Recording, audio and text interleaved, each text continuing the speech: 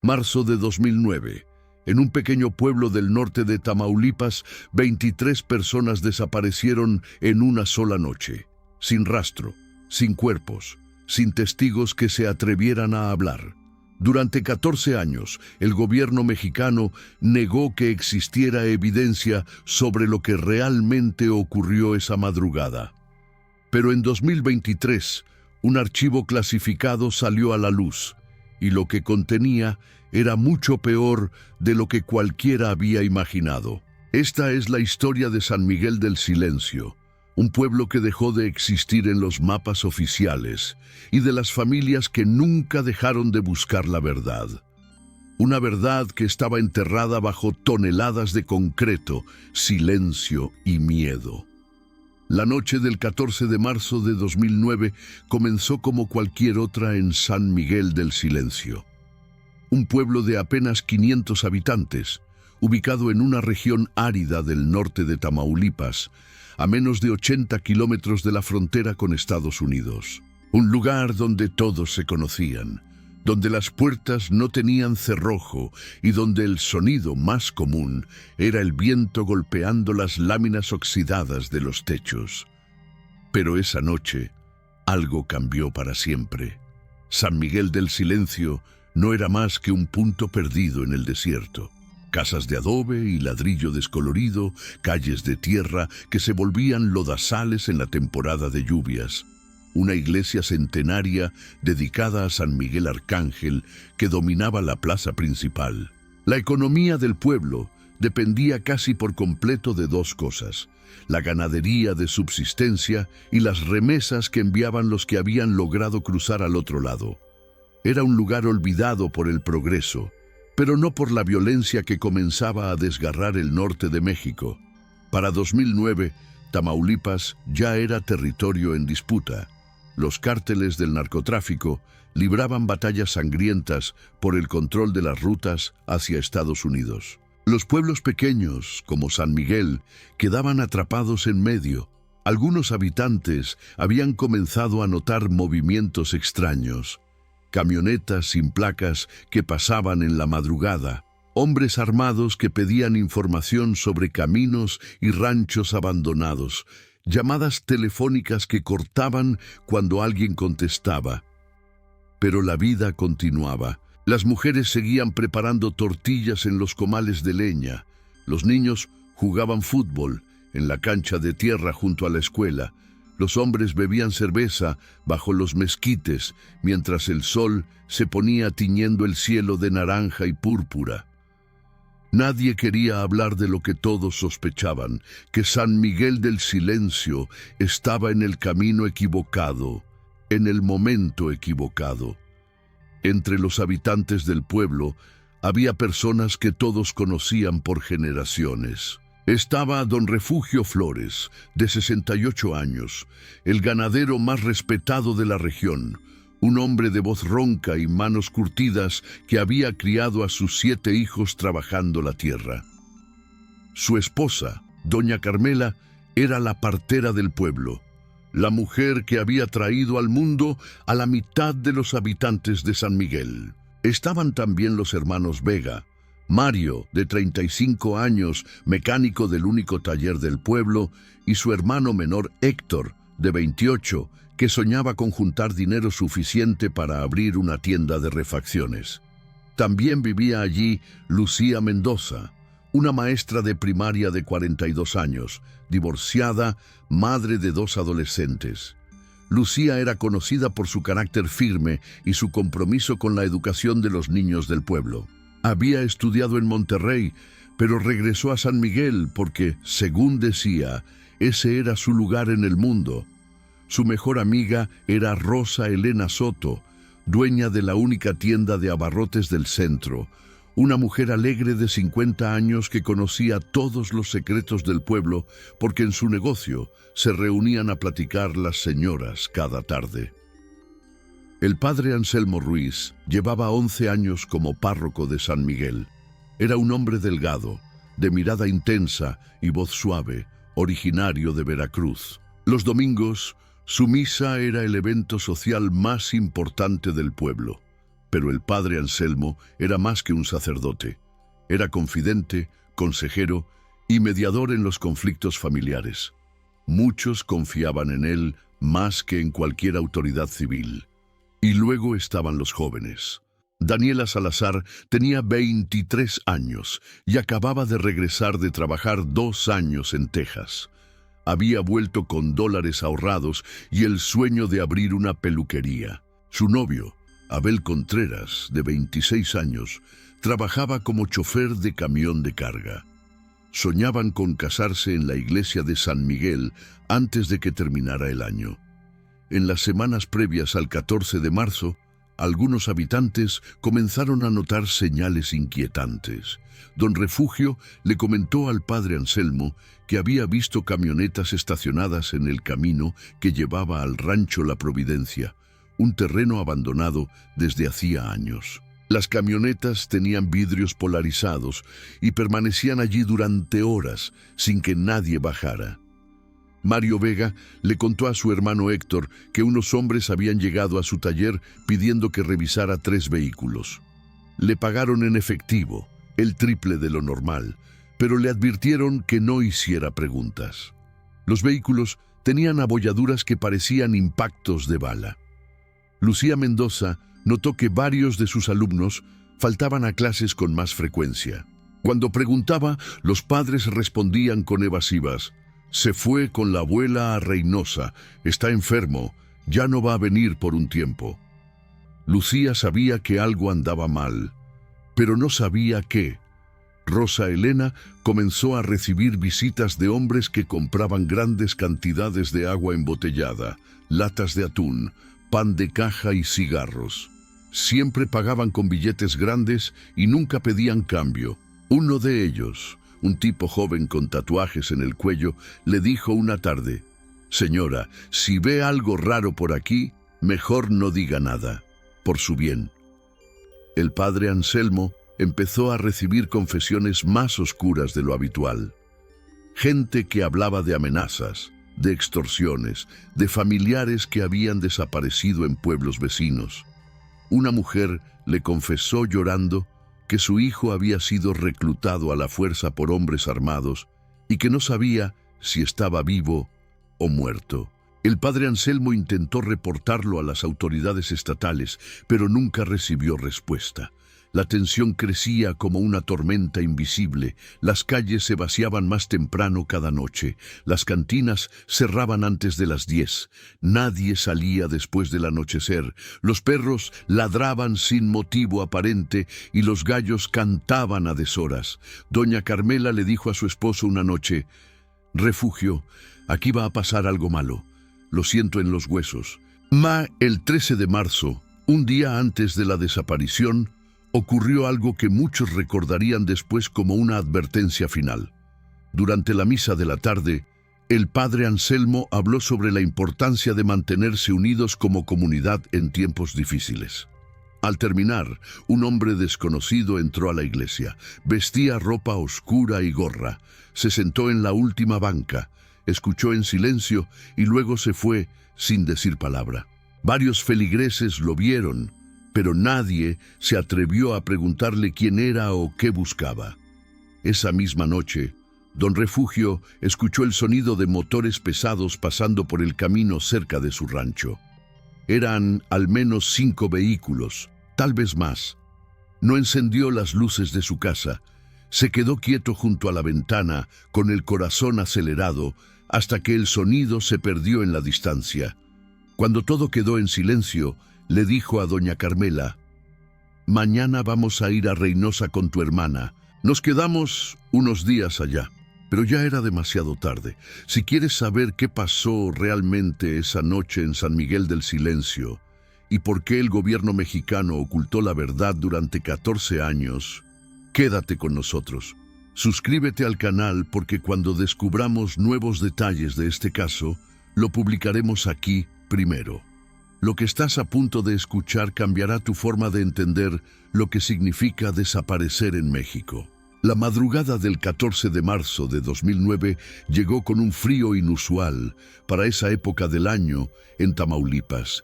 El termómetro marcaba 8 grados centígrados a las 3 de la mañana. Un viento seco arrastraba polvo por las calles vacías de San Miguel del Silencio.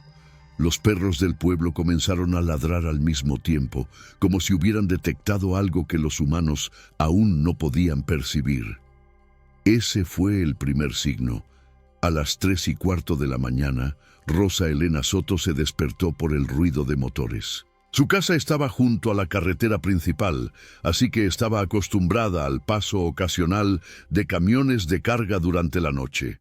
Pero esto era diferente. Eran muchos vehículos, moviéndose lentamente, casi en formación. Se asomó por la ventana y lo que vio la hizo retroceder instintivamente. Al menos 8 camionetas de doble cabina, todas oscuras, con las luces apagadas, avanzaban por la calle principal del pueblo. Detrás de ellas venían 2 camiones de estacas cubiertos con lonas. Rosa Elena sintió que el aire se le congelaba en los pulmones. Conocía las historias de otros pueblos, sabía lo que significaba ver una caravana así en medio de la noche. Se alejó de la ventana, apagó la luz de su habitación y se quedó inmóvil en la oscuridad, rezando en silencio. Afuera, los motores seguían rugiendo con ese sonido grave y amenazante que parecía hacer vibrar las paredes. A las 3:30, las camionetas comenzaron a detenerse en puntos específicos del pueblo. No era aleatorio, sabían exactamente a dónde ir. La primera parada fue frente a la casa de don Refugio Flores. 8 hombres armados con rifles de asalto bajaron de 2 camionetas. Tocaron la puerta con violencia, golpeándola con las culatas de sus armas. Don Refugio abrió en cuestión de segundos, sabiendo que resistirse sería peor. ¿Refugio Flores?, preguntó uno de los hombres. Don Refugio asintió. Tú y tu señora vienen con nosotros. Tienen 30 segundos para salir o quemamos la casa. Doña Carmela apareció detrás de su esposo, temblando. Ninguno de los dos dijo nada. Caminaron hacia las camionetas con las manos visibles, tal como les ordenaron. Los subieron a la parte trasera de una camioneta Suburban negra. Adentro ya había otras 3 personas del pueblo: Mario Vega, su hermano Héctor y Lucía Mendoza. Todos tenían la misma expresión de terror contenido. La operación se repitió casa por casa, siguiendo un patrón meticuloso. Los hombres armados llevaban una lista. Sabían nombres, sabían direcciones, sabían a quién buscar. No perdían tiempo. Si alguien no estaba en su casa, pasaban a la siguiente. No había gritos, no había violencia innecesaria. Solo órdenes secas, movimientos rápidos y eficiencia militar. A las 4 de la mañana ya habían reunido a 19 personas. Las subieron a los camiones de estacas, separando a hombres de mujeres. El padre Anselmo fue sacado de la casa parroquial todavía en pijama. Cuando intentó preguntar qué estaba pasando, uno de los hombres armados le puso el cañón de un rifle en el pecho y le dijo: «Cállese, padre, o lo callo yo». El sacerdote no volvió a hablar. Daniela Salazar y Abel Contreras fueron sacados de la casa de los padres de ella. Estaban juntos porque Abel había ido a cenar y se había quedado dormido en el sofá. Los separaron. Daniela comenzó a llorar, gritando el nombre de Abel. Uno de los captores le cubrió la boca con la mano y le susurró algo al oído que nadie más escuchó. Daniela dejó de gritar, pero las lágrimas seguían corriendo por su rostro. A las 4:30, la caravana se preparaba para partir, pero entonces ocurrió algo que no estaba en el plan. 3 jóvenes del pueblo, alertados por los ladridos de los perros y el sonido de los motores, salieron de sus casas para ver qué pasaba. Los hermanos Castillo, Rodrigo de 22 años, Fernando de 20 y su prima Melissa de 24. Los 3 fueron capturados de inmediato. Melissa intentó correr, pero la alcanzaron en menos de 10 metros. La golpearon hasta dejarla inconsciente y la subieron a uno de los camiones. Con ellos, el total llegó a 23 personas. Ningún vecino llamó a la policía. Nadie salió a ayudar. Nadie encendió las luces de su casa. Todos sabían que intervenir significaba convertirse en el siguiente objetivo. El miedo era una mordaza invisible, pero efectiva. San Miguel del Silencio nunca había llevado tan literalmente su nombre.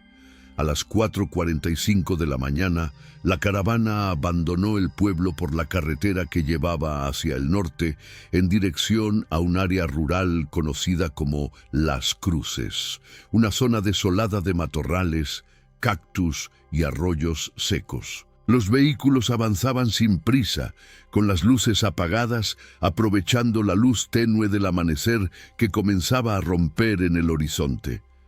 Cuando el sol salió completamente a las 6 de la mañana, San Miguel del Silencio despertó a una realidad alterada. 23 personas habían desaparecido, 23 vidas arrancadas en menos de 2 horas. Las casas de las víctimas tenían las puertas abiertas. En algunas, las luces seguían encendidas. En la casa de Lucía Mendoza, la estufa estaba prendida con una olla de café hirviendo. En la de Don Refugio, la televisión seguía encendida, mostrando un programa de noticias matutinas. Los primeros en reaccionar fueron los familiares. La hija mayor de Don Refugio, que vivía en Reynosa, recibió una llamada de un vecino a las 7 de la mañana. Llegó al pueblo 2 horas después y encontró la casa de sus padres vacía. Sus cosas estaban ahí: carteras, identificaciones, dinero. Pero ellos no. Llamó de inmediato a la policía municipal. El comandante de la policía municipal de San Miguel del Silencio era un hombre llamado Esteban Garza. Tenía 48 años y llevaba 20 en el cargo. Cuando comenzaron a llegar los reportes de las desapariciones, Garza sabía exactamente con qué estaba lidiando. Llamó a la policía estatal. La policía estatal tardó 3 días en enviar a un investigador. Durante esos 3 días, las familias buscaron por su cuenta. Recorrieron los caminos cercanos, preguntaron en pueblos vecinos, llamaron a hospitales, a morgues, a cualquier autoridad que quisiera escucharlos. No encontraron nada. Era como si las 23 personas se hubieran evaporado. El investigador estatal que finalmente llegó se llamaba Sergio Maldonado. Era un hombre joven, de 32 años, con apenas 2 años de experiencia en casos de desaparición. Tomó declaraciones, fotografió las casas, escribió un reporte. Pero cuando las familias le preguntaron qué iba a pasar ahora, Maldonado bajó la mirada y dijo: «Voy a ser honesto con ustedes. En estos casos, las posibilidades de encontrar a alguien con vida son mínimas, y las posibilidades de que alguien sea procesado por esto son nulas». Las familias se negaron a aceptarlo. Formaron un grupo de búsqueda, se organizaron para viajar a la capital del estado, a Monterrey, a la Ciudad de México. Exigieron reuniones con funcionarios, presentaron denuncias formales, hablaron con medios de comunicación locales, pero sus voces se perdieron en el ruido constante de la violencia que consumía a Tamaulipas en esos años. Para 2009, en el estado desaparecían personas todos los días. Los periódicos reportaban ejecuciones, levantones, fosas clandestinas. San Miguel del Silencio era solo otro caso más en una lista que crecía sin parar. Los medios nacionales mencionaron la desaparición de las 23 personas en notas breves, enterradas en las páginas interiores. La historia duró 2 días en el ciclo noticioso y luego fue olvidada. Pero las familias no olvidaron, no podían olvidar. Guadalupe Flores, la hija de Don Refugio, dejó su trabajo en Reynosa y se dedicó de tiempo completo a buscar a sus padres. Se unió a colectivos de familiares de desaparecidos. Aprendió a excavar en busca de fosas clandestinas. Aprendió a leer reportes forenses, a navegar la burocracia gubernamental, a lidiar con la indiferencia y la corrupción. Durante los siguientes 14 años, Guadalupe y otras familias de San Miguel del Silencio buscaron sin descanso. Siguieron pistas falsas, recibieron llamadas de extorsionadores que decían tener información a cambio de dinero. Fueron amenazadas, fueron ignoradas por las autoridades, pero nunca se rindieron. Y entonces, en abril de 2023, 14 años después de esa madrugada terrible, algo cambió. Un archivo clasificado del gobierno federal fue filtrado a la prensa por una fuente anónima. El archivo contenía 240 páginas de reportes de inteligencia, fotografías satelitales, transcripciones de interceptaciones telefónicas y testimonios de informantes protegidos. Y en esas páginas estaba la verdad sobre San Miguel del Silencio. Una verdad que el gobierno mexicano había decidido enterrar porque era demasiado incómoda, demasiado peligrosa, demasiado vergonzosa para ser revelada. El archivo filtrado llevaba por título Operación Silencio Total, Inteligencia Federal, clasificado nivel 4. Había sido generado por la entonces Secretaría de Seguridad Pública Federal apenas 2 semanas después de la desaparición de las 23 personas de San Miguel del Silencio. Esto significaba que el gobierno federal sabía lo que había ocurrido desde marzo de 2009, pero había decidido deliberadamente no actuar y no informar a las familias. El documento revelaba que la madrugada del 14 de marzo de 2009, un grupo de sicarios pertenecientes al Cártel del Noreste había ejecutado lo que ellos llamaban internamente una limpieza preventiva en San Miguel del Silencio. Según las interceptaciones telefónicas incluidas en el archivo, los líderes del cártel habían identificado a 23 habitantes del pueblo como posibles informantes o elementos de riesgo que podrían proporcionar información a autoridades federales o a cárteles rivales. La inteligencia federal había estado monitoreando las comunicaciones del cártel durante meses como parte de una investigación más amplia. Sabían que se planeaba una operación en San Miguel del Silencio. El documento incluía transcripciones de conversaciones interceptadas 3 días antes del evento. En una de ellas, un hombre identificado como El Tigre, uno de los comandantes del cártel, decía: «Ya tenemos la lista completa, son 23, los sacamos el jueves en la madrugada, sin ruido, los llevamos a las cruces y ahí se resuelve». Otra interceptación del día 13 de marzo a las 11 de la noche, apenas 4 horas antes de la operación, mostraba a El Tigre confirmando los detalles finales. 10 camionetas, 40 hombres, 3 puntos de vigilancia en las salidas del pueblo. Nadie entra, nadie sale hasta que terminemos. Cuando salgamos, nadie vio nada, nadie sabe nada. Las transcripciones eran claras. El gobierno federal sabía qué iba a pasar, cuándo iba a pasar y quiénes iban a ser las víctimas. Y no hizo nada para evitarlo. El archivo incluía una nota interna fechada el 12 de marzo de 2009, 2 días antes de la desaparición, firmada por un oficial de inteligencia de nombre Miguel Ángel Cortés. La nota recomendaba monitoreo pasivo sin intervención de la operación planeada en San Miguel del Silencio. El argumento era que una intervención policial o militar podría comprometer operaciones de inteligencia de mayor alcance y alertar a objetivos de alto valor dentro de la estructura del cártel. En otras palabras, el gobierno federal decidió sacrificar a 23 civiles inocentes para no poner en riesgo una investigación. Dejaron que ocurriera la desaparición. Sabían dónde, cuándo y cómo, y decidieron no hacer nada. Pero lo peor estaba en las páginas siguientes del archivo. El documento incluía fotografías satelitales de alta resolución del área conocida como Las Cruces, tomadas el 15 de marzo de 2009. un día después de la desaparición. Las imágenes mostraban actividad reciente de excavación en un terreno específico. 3 áreas rectangulares de tierra removida, cada una de aproximadamente 6 metros de largo por 3 de ancho.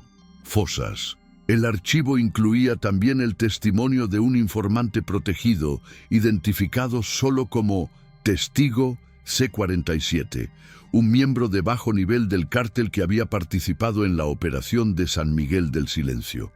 Su testimonio, tomado en mayo de 2009, 2 meses después de los hechos, era devastador en su crudeza. Según Testigo C-47, las 23 personas fueron trasladadas a un rancho abandonado en Las Cruces. Ahí fueron separadas en 3 grupos. El primer grupo incluía a Don Refugio, Doña Carmela, el padre Anselmo y otros 5 adultos mayores. El segundo grupo eran los hombres jóvenes, Mario y Héctor Vega, Abel Contreras, Rodrigo y Fernando Castillo y otros 4. El tercer grupo eran las mujeres, Lucía Mendoza, Rosa Elena Soto, Daniela Salazar, Melisa Castillo y otras 4. El testigo declaró que los líderes del cártel interrogaron a cada grupo por separado, buscando confirmar si alguno había proporcionado información a autoridades. Nadie confesó nada porque no había nada que confesar. Ninguno de ellos era informante. Habían sido seleccionados por error, por sospechas infundadas, por paranoia del cártel. Cuando quedó claro que no obtendría confesiones, el comandante del cártel dio la orden final. Las 23 personas fueron ejecutadas entre las 7 y las 9 de la mañana del 14 de marzo. Sus cuerpos fueron colocados en las 3 fosas que habían cavado previamente. Las fosas fueron cubiertas con tierra, luego con una capa de cal para acelerar la descomposición y finalmente con una capa adicional de tierra mezclada con piedras. Pero no terminó ahí. Según el testimonio del informante, 3 días después, el 17 de marzo, el cártel envió otra cuadrilla al lugar. Trajeron máquinas, una retroexcavadora y 2 camiones de volteo. Excavaron más profundo alrededor de las 3 fosas originales, creando un hoyo mucho más grande. Luego rellenaron todo con concreto. Toneladas de concreto. Sobre el concreto pusieron tierra nueva y plantaron matorrales y cactus para que el terreno se viera natural.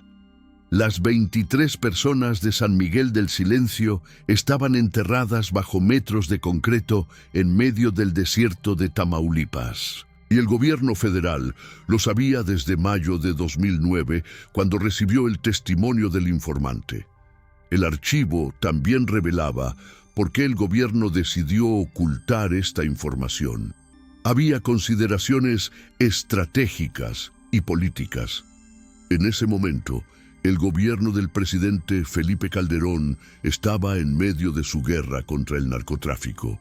Admitir públicamente que las agencias de inteligencia federal habían permitido conscientemente una masacre de civiles para no comprometer una investigación habría sido un escándalo de proporciones catastróficas.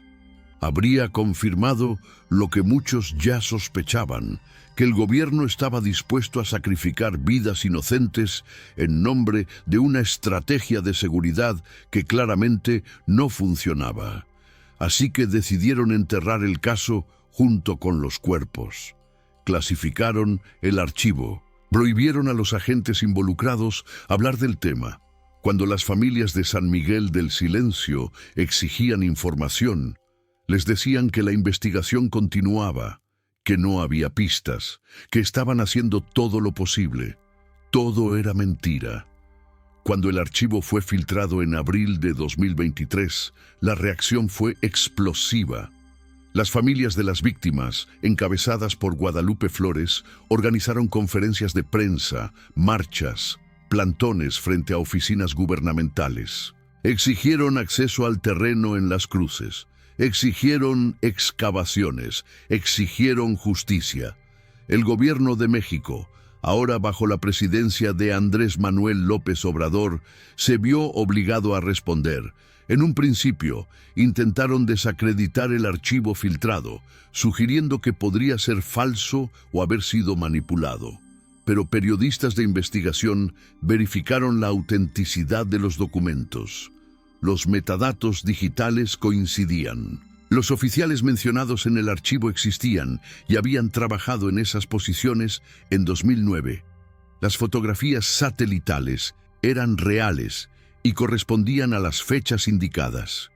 Finalmente, en junio de 2023, el gobierno admitió que el archivo era auténtico. La Fiscalía General de la República anunció que abriría una nueva investigación sobre el caso de San Miguel del Silencio y que consideraría solicitar autorización judicial para excavar en el terreno de las cruces. Pero había un problema. El terreno donde supuestamente estaban enterradas las 23 personas ya no era un simple pedazo de desierto. Durante los últimos 10 años, alguien había comprado esa tierra y había construido sobre ella. Específicamente, había construido una gasolinera, un pequeño restaurante de comida rápida y un estacionamiento de camiones. Todo sobre concreto. Concreto sobre concreto. Los registros de propiedad mostraban que el terreno había sido vendido en 2011, 2 años después de la desaparición, a una empresa fantasma registrada en Panamá. Esa empresa luego vendió el terreno en 2014 a otra compañía, esta vez registrada en las Islas Vírgenes Británicas. En 2016, esa segunda compañía obtuvo los permisos de construcción y comenzó las obras de la gasolinera y el restaurante. Los permisos fueron aprobados por autoridades estatales de Tamaulipas sin ningún problema, sin ninguna inspección arqueológica o ambiental, a pesar de que el área había sido señalada en reportes de inteligencia como posible sitio de enterramiento. Era imposible que fuera coincidencia. Alguien sabía lo que había bajo ese terreno y se aseguró de que quedara sellado permanentemente bajo capas de construcción legal. En julio de 2023, la Fiscalía General de la República finalmente obtuvo una orden judicial para realizar excavaciones exploratorias en el terreno de las cruces, pero la compañía dueña de la gasolinera y el restaurante presentó un amparo legal argumentando que las excavaciones causarían daños económicos irreparables a su negocio. El caso quedó atrapado en batallas legales durante meses. Las familias no podían esperar más. Guadalupe Flores y otros familiares de las 23 víctimas organizaron un campamento permanente afuera del terreno. Instalaron carpas, pancartas con las fotografías de sus desaparecidos y una cruz de madera por cada víctima. Permanecieron ahí día y noche, bajo el sol abrasador del verano y las lluvias esporádicas del otoño. Su mensaje era claro: no se irían hasta que se excavara el terreno. El campamento se convirtió en un símbolo nacional de la lucha de los familiares de desaparecidos en México. Activistas, organizaciones de derechos humanos, periodistas y ciudadanos comunes llegaban para mostrar su apoyo. Algunos traían comida, agua, donaciones. Otros simplemente se sentaban a escuchar las historias de las familias. El campamento era un recordatorio constante de que bajo ese concreto, bajo esa gasolinera que seguía operando normalmente, había 23 personas que merecían ser encontradas. En octubre de 2023, un grupo de estudiantes de arqueología forense de la Universidad Nacional Autónoma de México se ofreció como voluntario para ayudar en las excavaciones cuando finalmente fueran autorizadas. Llegaron al campamento con equipo de detección de suelos, radar de penetración terrestre y drones equipados con cámaras térmicas. Aunque no podían excavar sin la autorización legal, podían realizar escaneos no invasivos del terreno. Los resultados de los escaneos fueron presentados en una conferencia de prensa en noviembre de 2023.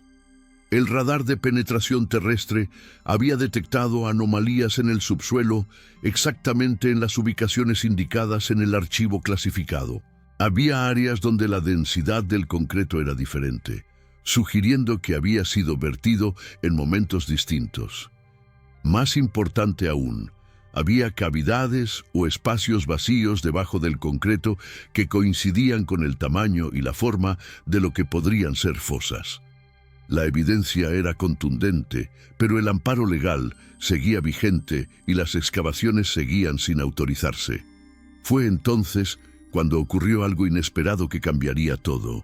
En diciembre de 2023, un hombre se presentó en el campamento de las familias. Dijo llamarse Roberto Esquivel, tener 46 años y haber trabajado como supervisor de construcción de la gasolinera en 2016. Dijo que necesitaba hablar. Guadalupe Flores lo llevó a una de las carpas del campamento. Roberto estaba nervioso, sudaba a pesar del frío de diciembre. Miró a su alrededor varias veces antes de empezar a hablar. «Lo que voy a decirles puede costarme la vida», comenzó. «Pero llevo 7 años sin poder dormir bien. Necesito que sepan la verdad». Roberto explicó que en 2016, cuando la compañía constructora comenzó a trabajar en el terreno, les dijeron que debían poner especial cuidado en 3 áreas específicas. Les dieron coordenadas exactas y les ordenaron no excavar en esas zonas bajo ninguna circunstancia.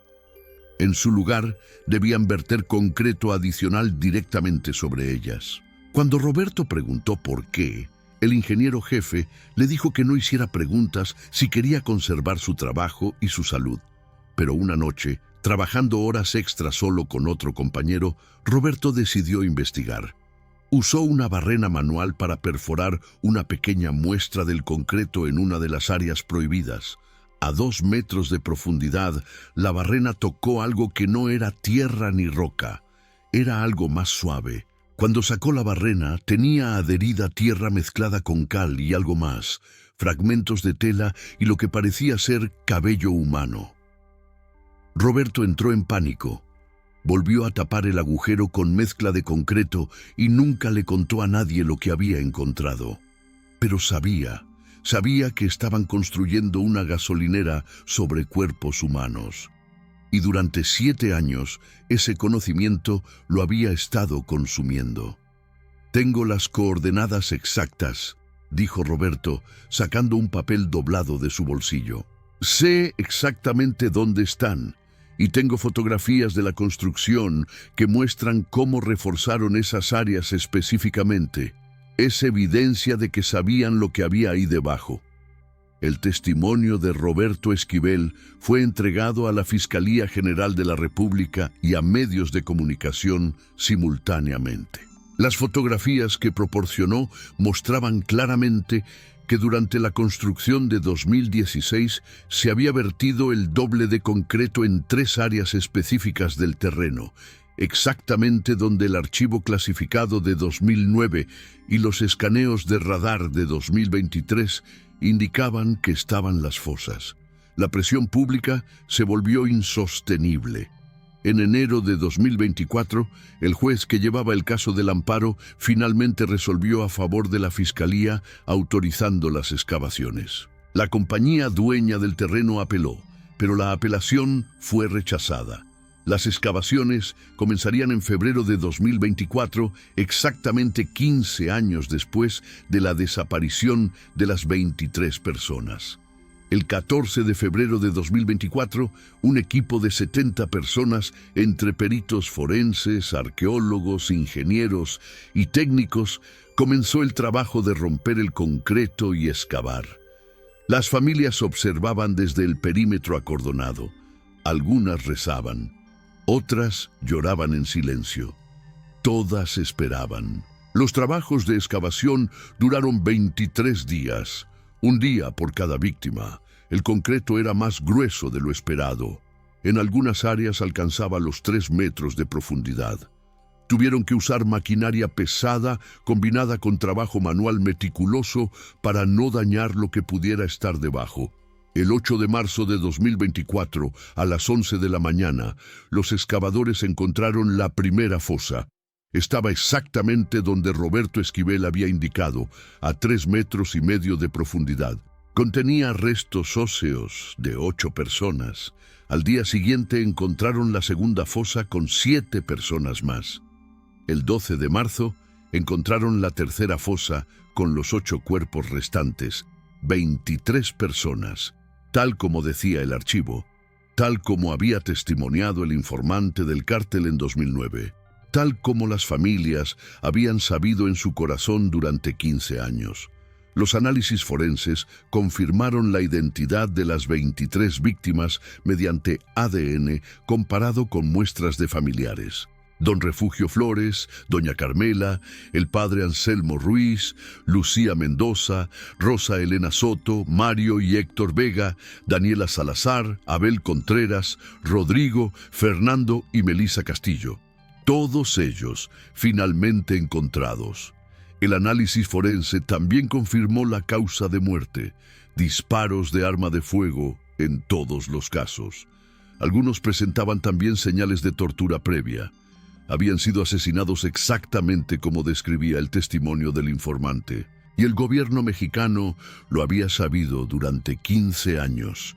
En abril de 2024, la Fiscalía General de la República anunció que presentaría cargos criminales contra 3 funcionarios federales que habían estado involucrados en la decisión de ocultar la información sobre San Miguel del Silencio en 2009. También abrió investigaciones sobre las autoridades estatales de Tamaulipas que aprobaron los permisos de construcción sobre el terreno de las cruces. Hasta ahora, ninguno ha sido arrestado. Guadalupe Flores, quien había buscado a sus padres durante 15 años, finalmente pudo despedirse de ellos. En mayo de 2024, las 23 víctimas de San Miguel del Silencio fueron sepultadas en el cementerio del pueblo con una ceremonia que reunió a cientos de personas. Sobre sus tumbas se colocó un monumento de piedra con una inscripción: "No fueron olvidados, no serán los últimos". Porque la verdad es que San Miguel del Silencio no es un caso aislado.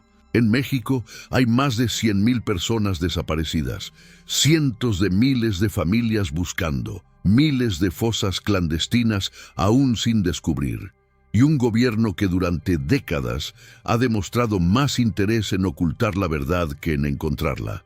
La historia de lo que se descubrió en Tamaulipas y que el gobierno negó durante años es la historia de un país roto. Es la historia de 23 vidas que importaban. Es la historia de familias que nunca se rindieron. Es la historia de un silencio que finalmente fue roto. ¿Cuántos San Miguel del Silencio más hay en México? ¿Cuántas gasolineras, carreteras, edificios están construidos sobre fosas que el gobierno prefiere no excavar? Si quieres que sigamos investigando casos como este, suscríbete a Ecos del Silencio y activa las notificaciones. Cuando descubramos más verdades ocultas, las compartiremos aquí primero, porque estas historias merecen ser contadas. Estas vidas merecen ser recordadas. Y esta verdad merece ser gritada.